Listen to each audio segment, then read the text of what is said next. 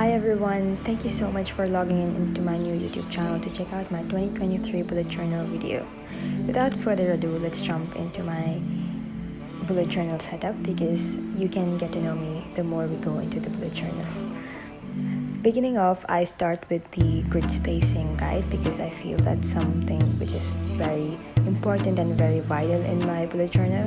I'm someone who really cares about measurements, so because of that I badly need this so that I know everything is perfectly measured and has a perfect spacing in between them.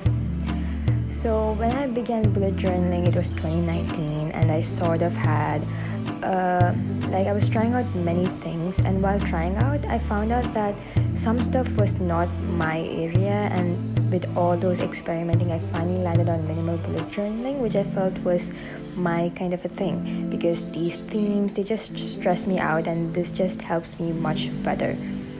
So I'm almost done with the grid spacing, and then we are going for my yearly vlog, which again is very minimal and very simple.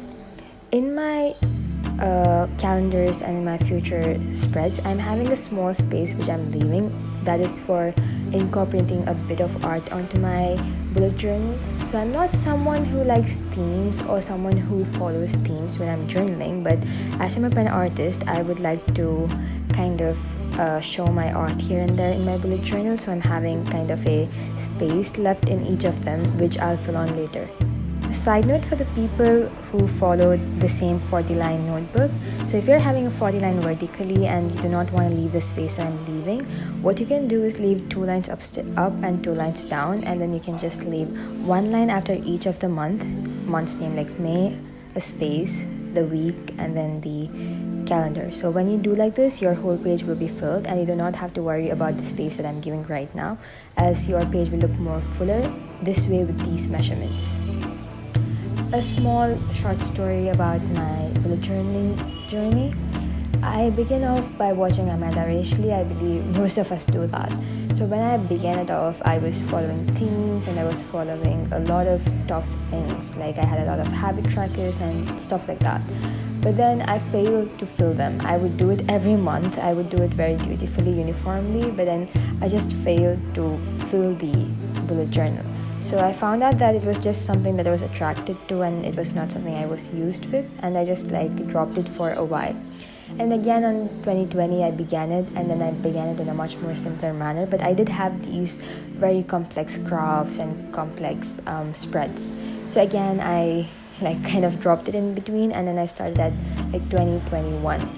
2021 was the hugest failure because I did not even put any effort into it. I just tried a bit, and then there were a few months I did, a few months I didn't do, and lastly in 2022 I just made my mind to only use stuff that I needed and not do every complex graph that I'm not able to fill.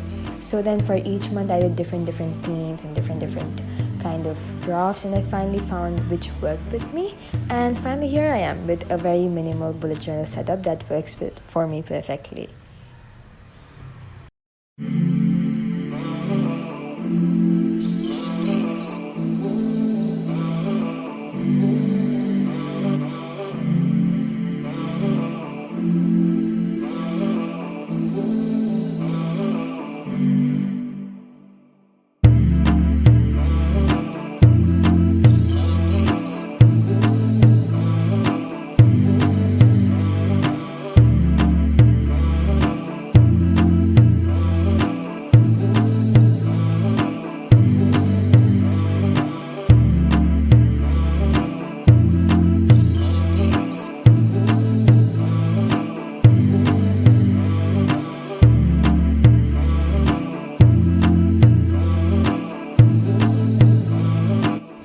So next up, I'm having my recitation and my memorization planner, which is something dedicated to my religion.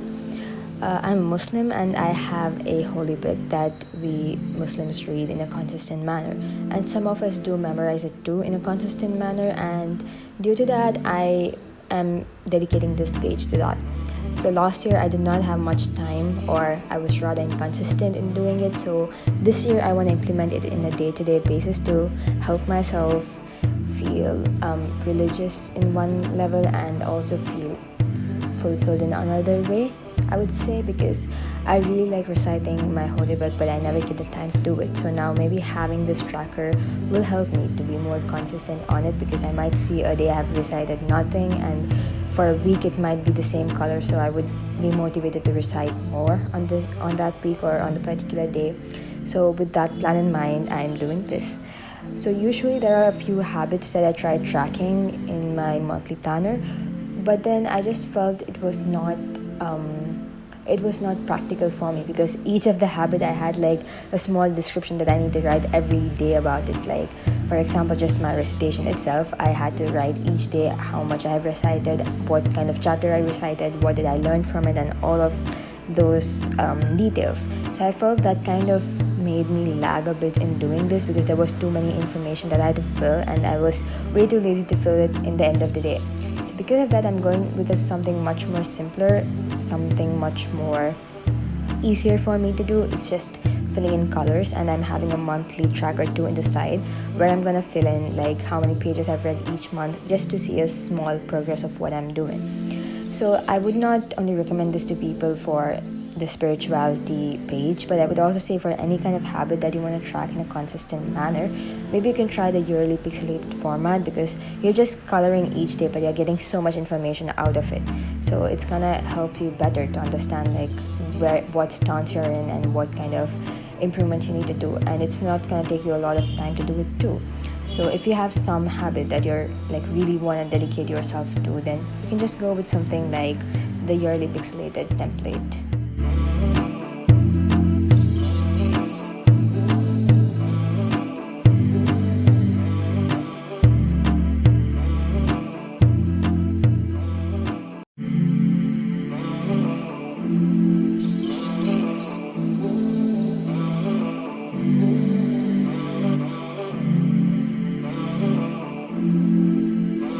Now I'm having my social media page, where I'm having a statistical overview of the videos I have posted, of the watch hours I've got on my YouTube, of the likes I've got on TikTok and Instagram, follower count, subscribers count. So I'm just having an overview of all of this in my social media page. So basically I started social media and I started YouTubing to spread my knowledge in art, and I'm a psychologist, so I want to also spread maybe tips and tricks on productivity and mental health kind of things, because I find that very needed at this moment in the society. So for that sole reason, I've begun my social medias and I've begun my YouTube, and I'm hoping to like attain it in maybe a few years or months, or however long it takes me to attain the success. So in order to do that, I need to be consistent in things. I need to know what I'm like achieving each day. So because of that, I'm having this social media page, which is gonna help me understand how far I've come from the time I've begun these social media, and whether what I'm doing is really benefiting people.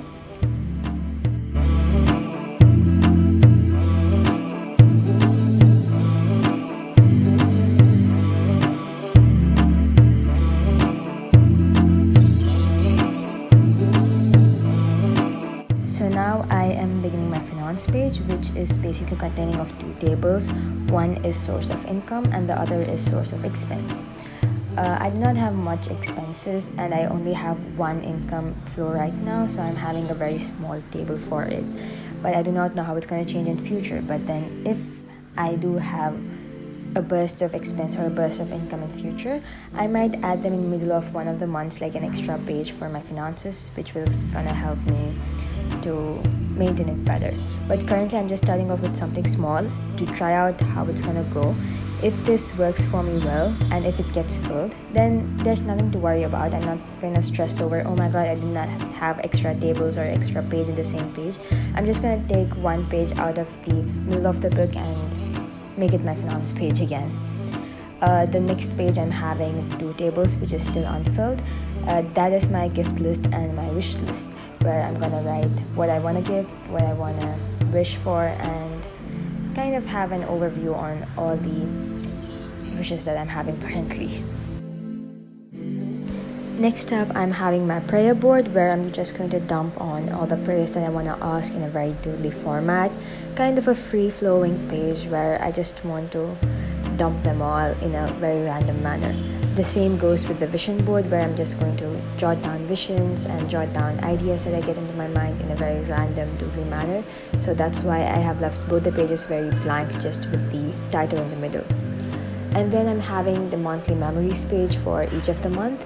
Here I'm not necessarily going to like paste Polaroids, but I can either draw the memories I have or write down about them. It's one of them. Like, it's not going to be uniformatic, it's just going to change each month according to what I feel.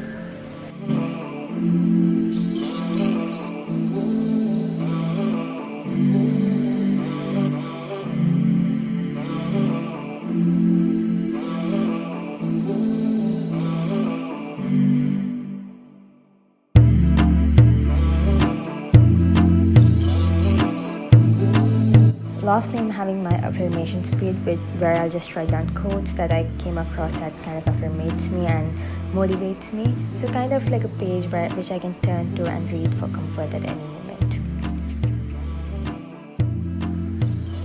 Now I'm starting with my art. The spaces that I've left for art, I'm going to fill them up with my art. So I'm kind of gonna draw the stuff that I usually draw. So I draw mountains, houses, and nature and things like that. So I'm just gonna fill up the spaces with everything that I feel like drawing. So I wanted to draw mountains because I'm very attached to them and I really love mountains.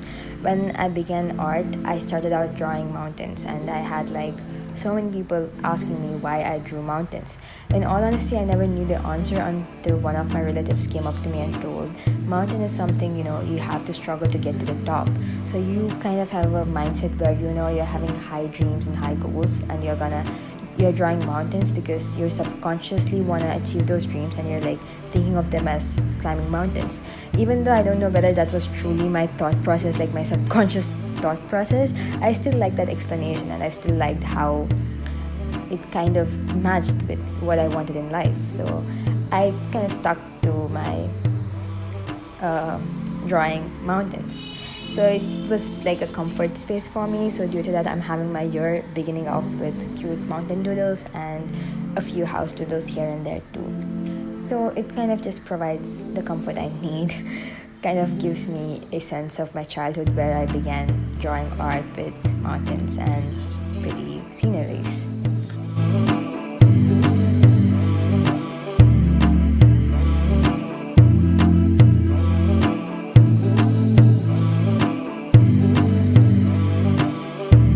And now lastly, it is the flip through of the completed yearly planner.